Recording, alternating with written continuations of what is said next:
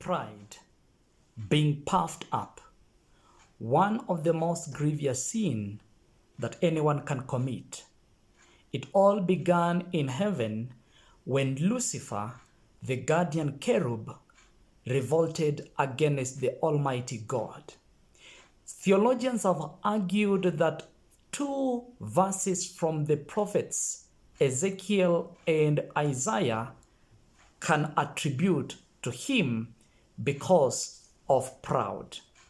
In Ezekiel, this is what it says: "You are the model of perfection, full of wisdom and perfect in beauty. You are in Eden, the garden of God. Every precious stone adorned you: ruby, topaz, and emerald, chrysolite, onyx, and jasper, sapphire, turquoise, and beryl. Your setting and mountings were made of gold. On the day you were created, they were prepared. You were anointed as a guardian cherub, for so I ordained you. You were on the holy mount of God. You walked among the fiery stones. You were blameless in your ways from the day you were created till wickedness was found in you. Through your widespread trade, you were filled with violence and you sinned. So I drove you in disgrace from the mount of God, and I expelled you, O guardian cherub, from among the fiery stones. Your heart became proud on account of your beauty, and you corrupted your wisdom because of your splendor. So I threw you to the earth. I made a spectacle of you before kings." And Isaiah goes on to say the reason why this happened to him is because of the claims that he claimed. And this is what he says: "You said in your heart, I will ascend to heaven. I will raise my throne above the stars of God. I will sit enthroned on the mount of assembly, on the utmost heights of the sacred mountain. I will ascend above the tops of the cloud. I will make myself like the Most High God. But you are brought down to the grave, to the depths of the pit." The most grievous sin that anyone can commit is pride. And that is what we're going to talk about today, and I would like to hear your views concerning this. Yes, theologians have come up with their views. Sociologists also have come up with their views. Psychologists also have come up with their views. What is pride? And what can pride do to anyone, or to a country, or to a dream? Welcome. Pride is the quality or state of being proud. It is an overestimation of one's capability, power, beauty, and wealth. And in most cases, it is an unreasonable, overestimated thinking of oneself's superiority in terms of thoughts, in terms of looks, in terms of importance.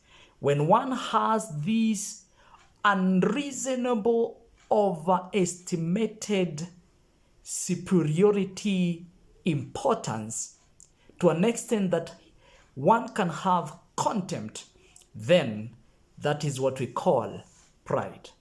Nobody can ever say, I don't even have an iota of pride. Each one of us have a sense and a level of being proud or being puffed up.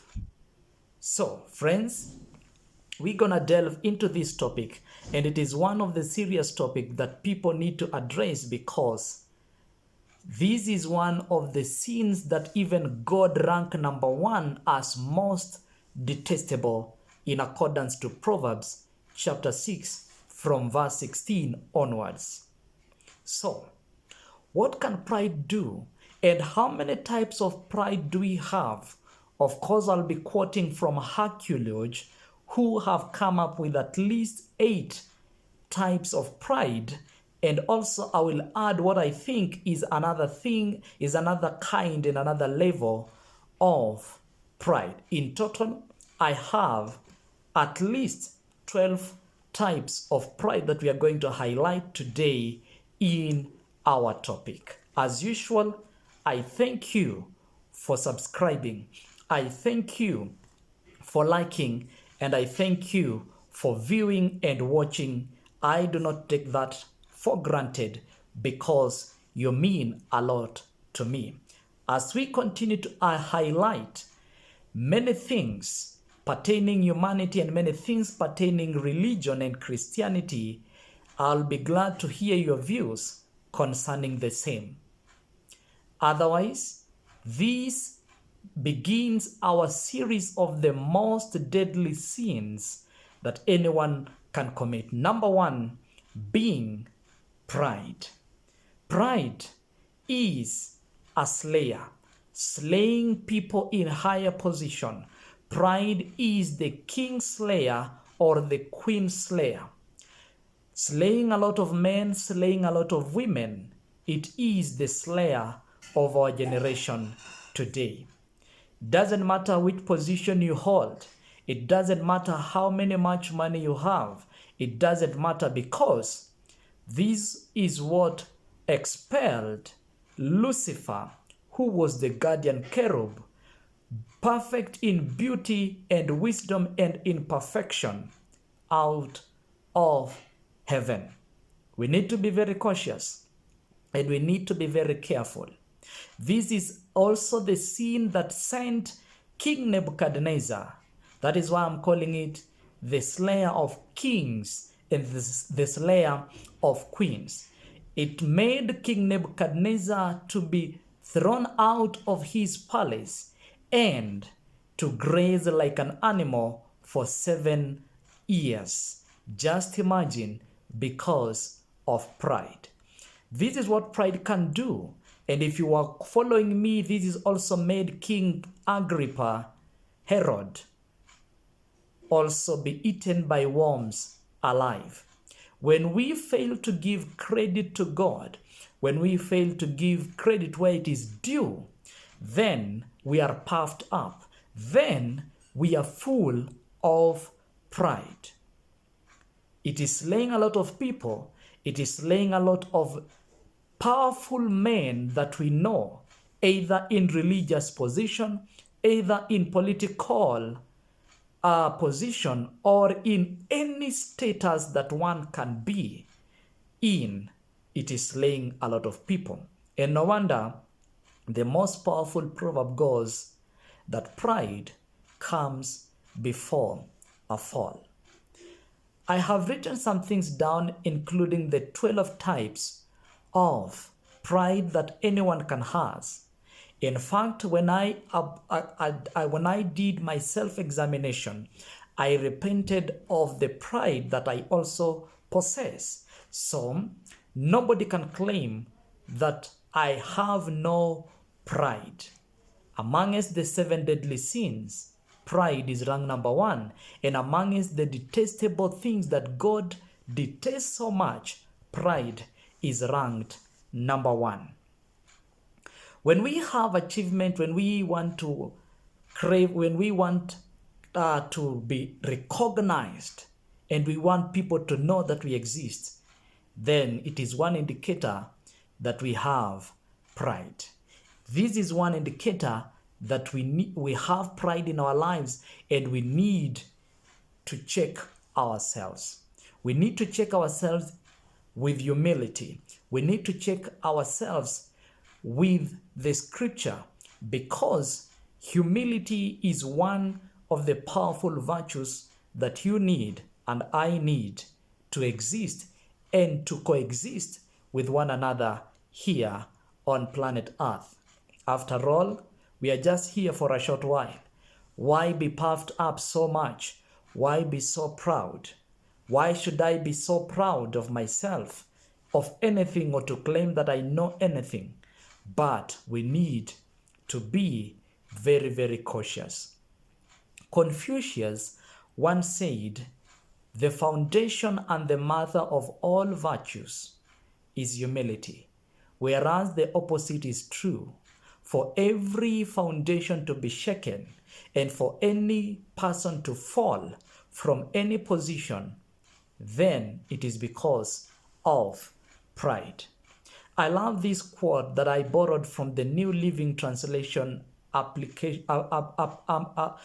study Bible, and I would like us to put it because the New Living Translation brings us a life application study that we can learn. Listen to this, that there is a thin line between feeling confident because you are relying on God's power and becoming proud because you have been used by God for great purposes. That there is a thin line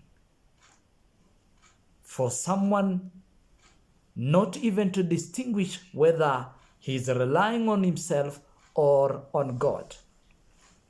The children of Israelites, when they were leaving the land of bondage, God spoke to them and reminded them again in the second law of Moses, aka Deuteronomy chapter 8, that when you reach that place and when you have prospered and when you have eaten the fruit that you've planted in that land, and when you have fill of your stomach, and when you have peace and stability, do not forget the Lord. In verse 17 he says, "Do not say to yourself that it is my strength, it is my power that has given me this. Remember the Lord." It is good to be humble, and it is good to give recognition, and it is good to recognize that it is God who gives you stability. It is God who gives you progress. It is God who gives you to be who you are. Never ever forget that, because it is a reality. It was a reality for the children of Israelites. It is also a reality even in our generation. This quotation is true, that there is a thin line between feeling confident because you are relying on God's power, and becoming proud because you have been used of God for great purposes. I'm going to use a biblical example of a king, King David to be specific. In 1 Chronicles chapter 20, verse 1, the Bible records that King David forgot that it was the power of God that was working behind the scenes. That is why he was successful. What did he do? In his own imagination and in his own mind, he decided to conduct a census of his army. And what happened thereafter was so disastrous that made David cry like a child. In fact, God went and said to him, "Now that you have conducted census," yes, it was good to conduct census, but it was his will and his wish, not the will and the wish of God. Previously, he had conducted several censuses, but it was directed by God. And because of his military prowess, he went on to count the army and the number of soldiers that he had and could rely on. And that was the most powerful, most grievous mistake that David ever committed. That because of what he thought he had, he went ahead and committed that sin of pride. He wanted to take pride in the army that he had. He wanted to take pride in the things that he had achieved. And that is what normally most of us will do. That we want to take credit. We want to receive praises and accolades towards us or to us. and say, this is what I've been able to achieve. It was the mistake of King Nebuchadnezzar. It was the mistake of King David. It was the mistake of King Agrippa or Herod Agrippa. And all of them cried and all of them died. It is a mistake. It is a sin that anyone can commit. And you know, once you've been compelled by greed, arrogance, and selfishness, then pride will kick in automatically. Friends, I would like to hear your views concerning this. That sometimes we feel that our greed, our arrogance, and our selfishness is going to lead us like Lucifer, who was selfish and wanted to dethrone God from his throne. And he was expelled together with the 2/3 of the angels to earth. Friends, it is one of the most grievous sins that anyone can commit. King Uzziah died because of pride. Yes, we know he made a lot of achievements as a king, but he also died. It is indicated in 2 Chronicles chapter 26 verse 16 to 21, and because of corruption and because of bribery, and if you are following my previous videos, I've also talked about this, because of corruption, King Uzziah died and became proud of himself to his death. Friends, this is dangerous. I'm speaking to myself. I'm speaking to you. I'm speaking to a religious leader. I'm speaking to a powerful political leader, that pride comes before a fall. That proverb will remain true from generations to generation, and it is a timeless proverb that pride comes before a fall. There is this intriguing fact that I've also come to realize, that pride and sexual immorality goes hand in hand. They are like two fraternal twins, that pride and sexual immorality craves for several things. And this is also I was able to grasp and to borrow from the Life Application Study Bible, and really give me an intriguing fact. And this is what it says. Two of the most difficult sins to resist are pride and sexual immorality.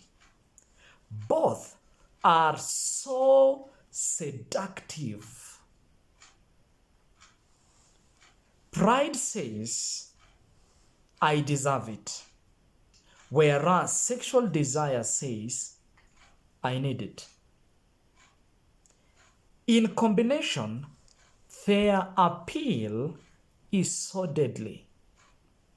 In fact, Solomon says, only by relying on God's strength can we overcome them.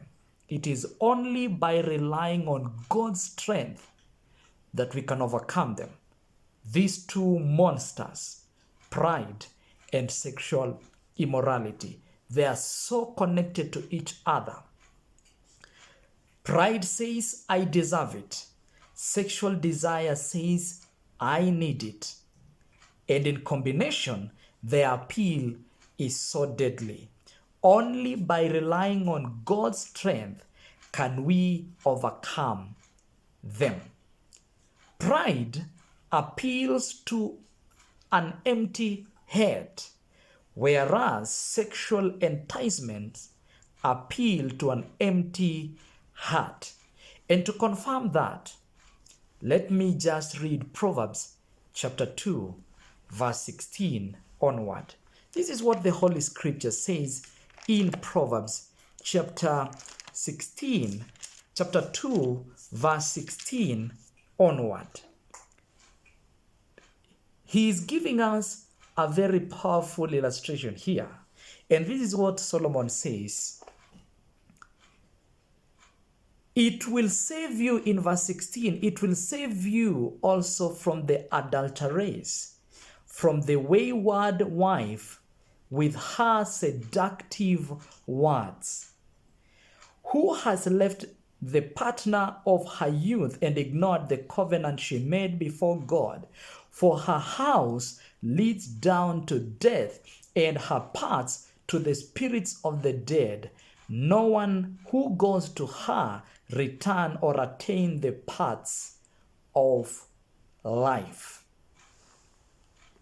Two that are so connected: pride that comes with sexual enticement and sexual desire. When we have what we call self-righteousness, it is so detrimental to our lives. Jesus Christ used this illustration, and it is so profound and so practical, that the two men went to pray in the temple, one a Pharisee and the other the tax collector. This story is found in the book of Luke chapter 18, and it has a powerful lesson that when we have self-righteousness, this is what it can lead. It can lead to a person to despise the other and prevent him or her to learn anything from God. Yeah. If you don't want to learn anything from God, or if you feel that you don't want to learn anything from God, because God is all-knowing, God is all-present, and God is all-powerful, then pride will block you and me, or prevent you and me from learning anything from God. Friends, what does humility does and what does pride does? Allow me to just read what I was able to write down. Humility leads to wisdom. Pride leads to disgrace. This is so real and this is so practical, that if you want to have wisdom, and because wisdom is obtained and given by God, we must have humility. But anyone who is full of pride will be disgraced. What does humility does again? Humility takes advice, whereas pride leads to conflict. You know, humility will take advice. Happy are those who will say, I have listened to you. I think I'm going to take your advice. But for those of us, or for some of us who say, I don't want to take advice, conflicts will always be there. Conflicts of all kinds will always be there. What does humility do again? Humility leads to honor, whereas pride leads to punishment and destruction. All of these are scripturally proven, and all of these are practically proven. That if you want to be honored, then you must be humble. But if you want to be punished, and if you want to see destruction, then be puffed up, then beat your chest, then have boastings, because this is going to become of me and to become of you when we are puffed up, when we beat our chest, and when we say we know it all. What else will humility do, and what else will pride do? When humility ends in honor, then pride, or being proud, ends in downfall. This is so real and this is so practical in our generation. We've seen people rise to power, and we've seen people fall from power because of pride. We've seen people being hired because of humility, And we've seen people being fired because of pride. This is so real and this is so profound to mention. What else can humility do and pride do? Humility brings honor, whereas pride and boastings brings humiliation. Just imagine. Humility brings honor, whereas pride brings humiliation. There are people who are suffering humiliation right now because of what they said and because of what they did in pride. Having said this, it is good to note that the book of Proverbs have highlighted all this so that we can learn from these proverbs that are so powerful concerning humility and concerning pride. As I promised, I say I'm going to mention at least 12 types of pride that were compiled by archaeology, and this is what I'm also going to highlight, and I will add 4 more that I also believe it is a level and a type and a kind of pride. According to archaeology, there are 8 types of pride. Number 1 is what he calls charity pride. That you are so proud that you cannot even accept a token or a gift that has been offered to you because you are in need, and you cannot take anything because you're full of self. And you want to swallow your pride and say, I don't want to receive anything from anyone because I believe I'm okay and I believe I am super fine. The second type of pride is physical attractiveness pride, or the physical outlook pride. And I love what archaeology says, that sometimes there are some people who think they are so beautiful, so handsome, that you need to pay them just to look for them or just to look at them. Just imagine. Physical attractiveness pride. It is a sense and it is a type of pride that people can have or will have sometimes. Number 3 is the stubborn pride. This stubborn pride is very, very, very powerful spirit. It's a very powerful spirit. And this stubborn pride, I can just use a biblical example of Pharaoh. Moses goes to him at least 10 times and says to Pharaoh, let my people go. But because of the hardness of heart that Pharaoh had, he could not release the children of Israelites or the children of Israel. Plague after plague, he became stubborn until the last time when his son dies. Then at least there was an iota of humility. But again, just for a short time, then Pharaoh decides to chase after and to pursue the children of Israelites again because of a stubborn pride. We still have that stubbornness today. Others have stubborn wives. Others have stubborn husbands. Others have stubborn learners. Others have stubborn leaders. Others have stubborn religious leaders. A form of pride that is called stubborn pride. Another kind of pride is what we call vindication pride or impunity pride. What can you do? What will you do to me? After all, you can talk to my attorneys, you can talk to my lawyers, advocates, and you can talk. In fact, I cannot talk to you. Just talk to my lawyer. It is called vindication pride. What can you do to me? There is nothing you can do to me. That kind of being puffed up and that kind of being proud is so dangerous.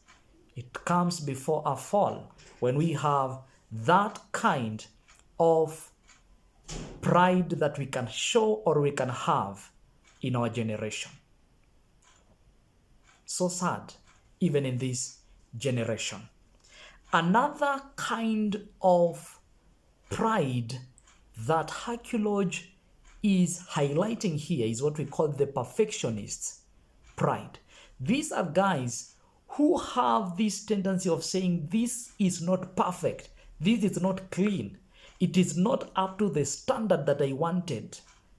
In fact, they can go ahead and even fire or just demolish everything that was built and even the effort that were made and just write them off because they have a perfectionist pride. Most of the people will fall into this category, especially those people with personality of cholerics. They will say, I don't want this. This is not my type. This is not my quality. This is not my standard. And they will go ahead and just brush off anything that comes before them because it is not up to their standard. They have a perfectionist pride. The sixth type of pride, according to archaeology, is what we call, what they calls no excuse pride. Just imagine, you just give a damn, you just don't care. No excuse pride. Getting late at work and you even don't apologize. You just miss to do an assignment or you just ignore something and you have no excuse for it. Others just go mere, missing in action without giving an apology, without giving a reason why they did not appear or a reason why they could not do that or this. That is what we call, and that is what sociologists, archaeology calls, no excuse pride. Number 7, according to archaeology, is indignation pride. When you just give up and say, now, there's nothing I can do, I let it just say like that. Indignation. In fact, I will add nothing to it. It is a type of pride. And that is why I said in my previous video, sometimes we give up and sometimes we say it is okay and we become comfortable in our comfort zone because you tried something and you know you are able and capable of doing something and you just decide and say, now let to hell with that thing. I don't want it anymore. I can do other things. Indignation pride. I've once been a victim of this, that sometimes I'm not worth it. In fact, I'm just disturbing people. Why should I do it? In fact, I don't even need to defend myself. And that is the scenario of most people. It is a type of pride that is of low tone or low volume. Indignation pride. The perfectionist pride is on high volume. The indignation pride is of a low volume. It is real in most people's life. I don't know what is your pride so far. And I don't know what type of pride do you feel that you have so far. I'll be happy to see your comment and I'll be happy to hear your views concerning these kinds and these types of pride that archaeology has just highlighted. Number 8 is the intellectual pride. Mr. Know-it-all, Mr. Learned friend. And I'm using these with a lot of humility because my attorneys and my lawyers use this word, my learned friend. It is a sense of pride, and it is a kind of pride that says, we know something and consult us. We are the consultants. We are learned. We are experienced. We know it all. You can confirm it with us. I know this is going to hit so hard, but according to these sociologists, it is a pride that we need to check, and it is something that should be checked. In my view, I believe there are other kinds of prides that we can add or we can just share together concerning the same. There is also what we call power and positional pride. Power and positional pride. This is so serious. And you know, once you are in power, you can have this tendency of saying, I am vindicated. I am okay. I am safe. There is nothing that can happen to me. And as I have said in some other clips, that power is not permanent, and power, as it has been said, is transient. One day we are in this position, one day we'll come home. And especially when we come home for retirements, this thing is going to be real. No matter the position that you are, and no matter what office you held, that office will remain, but we come back home again. With all due respect, this positional power or the prestige and the pride that we have when we are in a certain position, we need to be very cautious about it.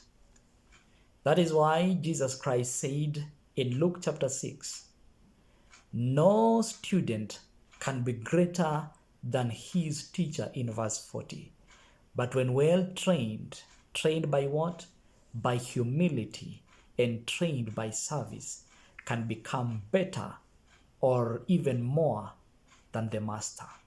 That is a food for thought that has just quoted from Luke chapter 6, verse 40. We need to learn in humility. And if sometimes when we become best and when we become good at something or good in something, never outshine your master and never outshine your teacher.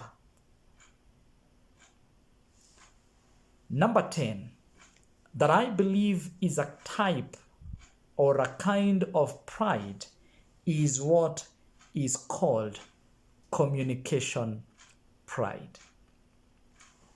That I can speak fluently, that I can speak with a lot of charisma, that I can speak better than anyone. We've seen this in the media, mainstream media, social media, that when I have these skills, communication skill, that I can communicate better, I am the best choice. I am sought after, is also what I believe is a form of pride. And sometimes you can just talk the way you feel like talking, and you wish to talk the way you just wish to talk, because when it comes to speaking, when it comes to communication, yes, we know communication is key, but we need to be very cautious with our communication. James chapter 3, and that is what I believe caused me to have this also as a kind of communication, is about the tongue. The way we speak to people and the way we communicate to people matters a lot. Yes, you may be so fluent, you may be having that charisma and that charismatic nature of attracting more listeners. It is okay. It feels so nice, but as you do so and as I do so, because I'm also a speaker, we must do it in humility. We must do it in respect, and respect those who are watching and listening us. Last but not least, type of pride, and I wish to hear your comment, is the imputed pride, or the original sin that we are conceived with, that somehow in our genes, in our DNA, there is a sense of pride that always pop up. And may God forgive us, and may God help us, especially when we have this type of pride. Inherent, inbuilt kind of pride. We should be so cautious about it, and we should take care about it. And we should take care of it because it is inbuilt. It can just pop up sometimes in our lives, especially when we are angry, especially when we achieve something, especially when we have an accomplishment. It can really pop up. And when it's pop up, people will know that there is this kind of pride that I have or you have. Until next time, feel free to comment. Until next time, feel free to share. And until next time, don't forget that pride comes before a fall.